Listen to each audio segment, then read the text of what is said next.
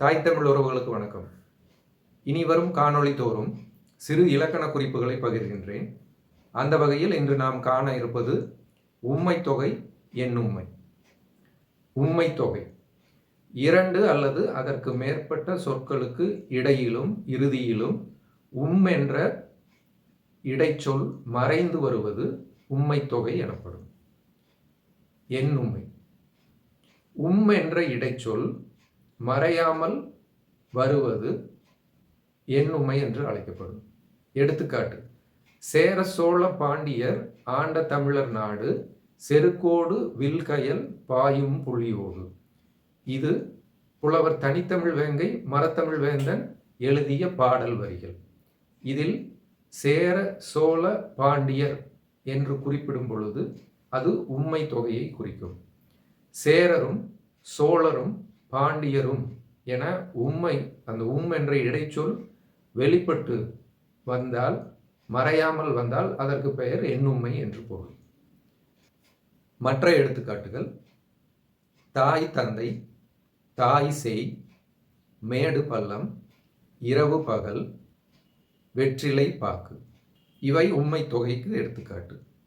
இதனையே தாயும் தந்தையும், தாயும் சேயும், இரவும் பகலும், வெற்றிலையும் பாக்கும், மேடும் பள்ளமும் என்று குறிப்பிட்டால் அதற்கு எண்ணும்மை என்று பொருள்.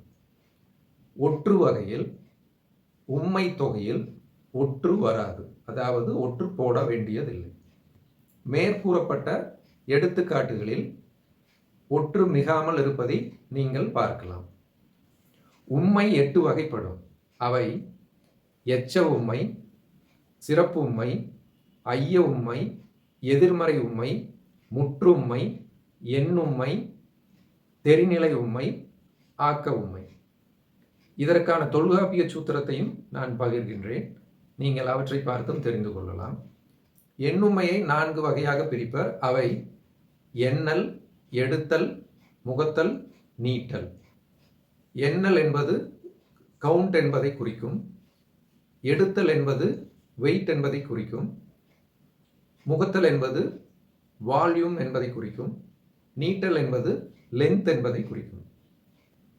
பொதுவான பயன்பாட்டிற்கு உம்மை தொகையையும் எண்ணும்மையையும் தெரிந்து கொண்டால் போதுமானது. எங்கள் தமிழ் உயர்வென்று நாம் சொல்லி சொல்லி தலைமுறைகள் பல கழித்தோம், குறை களைந்தோம் இல்லை என்றார் பாவேந்தர். அவர் சொல்லிய எந்த குறைகளும் இன்றளவிலும் களையப்படவில்லை. குறிப்பாக தமிழ்நாட்டு அரசு துறைகளில் தமிழ் எவ்வாறு புறக்கணிக்கப்படுகின்றது என்பதை சுட்டிக்காட்டவே இந்த காணொளிகள். அதில் முதலாவதாக நாம் எடுத்துக்கொண்டது தமிழ்நாட்டு அரசின் பால் பண்ணை வளர்ச்சித்துறையின் கீழ் செயல்படும் கூட்டுறவு நிறுவனமான ஆவின் நிறுவனத்தில் எவ்வாறு தமிழ் புறக்கணிக்கப்படுகின்றது என்பதை நாம் காண்போம். ஆவின் விற்பனை கூடங்களில் அவர்கள் ஆவின் ஜங்ஷன் என்று பெயரிட்டுள்ளனர். ஜங்ஷன் என்பது தமிழ் சொல்லா? இது ஒரு தமிழ் புறக்கணிப்பு இல்லையா? அடுத்து, ஆவின் பால் பொட்டலங்களில் அதன் உரைகளில் delight, diet, green magic, nice, premium என்ற பெயர்களில் அவர்கள் குறிப்பிட்டுள்ளனர். இவையெல்லாம் தமிழ் சொற்களா? ஏன் இந்த ஆங்கில சொற்களை தமிழ் எழுத்துக்களில் எழுதி தமிழ்நாட்டுக்குள் இவர்கள் விற்பனை செய்கின்றனர்? இந்திய ஒன்றிய அரசின் மக்கள் நல்வாழ்வு மற்றும் குடும்ப நலம் அமைச்சகத்தின் கீழ் செயல்படும் இந்திய உணவு பாதுகாப்பு மற்றும் தர ஆணையம், ministry of health and family welfare, food safety and standards authority of India. இந்திய உணவு பாதுகாப்பு தர ஆணையத்தின் விதிமுறைகளின்படி உணவுப் பொருள்களின் பொட்டலங்களில் ஆங்கிலம் அல்லது இந்தி கட்டாயம் இடம்பெற வேண்டும். வேண்டுமெனில் மற்ற எந்த மொழியை வேண்டுமானாலும் கூடுதலாக கொடுத்து கொள்ளலாம் என்று அவர்கள் வரையறுத்துள்ளனர். அதன்படி பார்த்தால் ஆவின் பொட்டலங்களின் அந்த ஊட்ட தகவல்களை தரும் பக்கத்தில் ஆங்கிலம் மட்டுமே முழுமையாக கொடுக்கப்பட்டு தமிழ் முற்றிலுமாக புறக்கணிக்கப்பட்டுள்ளது. இது பால் பொட்டலங்கள் மட்டுமல்லாமல் மற்ற உணவுப் பொருள்கள், மற்ற பருகங்கள் என அனைத்திலும் தமிழ் புறக்கணிக்கப்பட்டுள்ளது. விற்பனை கூடங்களின் பற்றுச்சீட்டுகளிலும் முற்றிலுமாக தமிழ் புறக்கணிக்கப்பட்டுள்ளது. ஆவின் வலைத்தளத்திலும் தமிழ் மொழியை தேர்ந்தெடுத்த பின்னரும் பல்வேறு இடங்களில் முற்றிலுமாக ஆங்கில தகவல்களே வழங்கப்பட்டுள்ளன.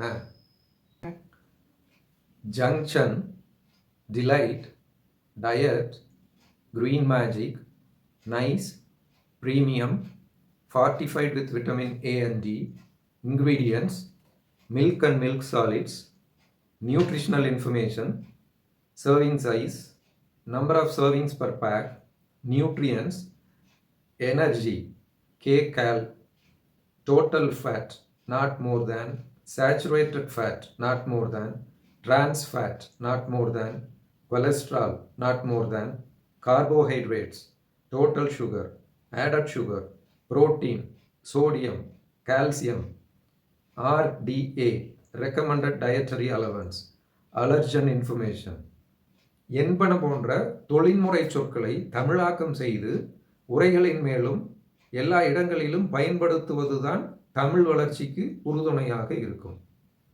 எங்கும் தமிழ், எதிலும் தமிழ், தமிழ் வாழ்க என்பன போன்ற முழக்கங்களால் மட்டும் தமிழ் வளராது. எல்லா இடங்களிலும் தமிழ் சொற்களை, தூய தமிழ் சொற்களை பயன்படுத்துவது மட்டும்தான் தமிழ் மொழி வளர்ச்சிக்கு உறுதுணையாக இருக்கும். தமிழ்நாட்டு அரசு இதனை கவனத்தில் கொள்ள வேண்டும். நன்றி, வணக்கம்.